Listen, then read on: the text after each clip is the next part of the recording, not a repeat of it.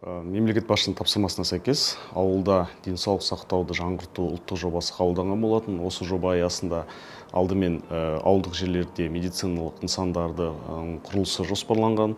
Жалпы 23 жылы бұл бағдарлама жоспарланғанда Атырау облысына 18 медициналық нысандар тиесілі болды. Бұл алдымен медициналық пунктілер, ауылдық медициналық амбулаториялар сияқты нысандар.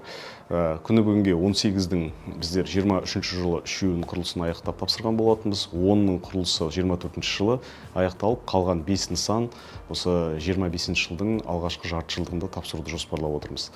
Сонымен қатар жергілікті бюджет есебінен де бірнеше ауылдарымызда денсаулық сақтау нысандары құрылысы жүргізілуде. Жалпы 25 жылы жергілікті бюджет есебінен де 3 нысанның құрылысын аяқтауды жоспарлап отырмыз, және де бірнеше ауылдарда біздер қазіргі таңда осы іспеттес нысандардың жобалау жұмыстарын жүргізіп жатырмыз. Ауылдық медицинадағы бір ерекше жаңалықтардың бірі бұл Жылыой ауданында, Құлсары қаласында салынған жаңа орталық аурухана. Бұл бүкіл заманауи стандарттарға сәйкес салынып, осы Теңгешевройл компаниясының демеушілігі арқылы жүзеге асқан нысан қазіргі таңда облыстағы ең бір үздік жабдықталу бойынша, мамандары бойынша үздік медициналық нысандардың қатарына кіріп отыр.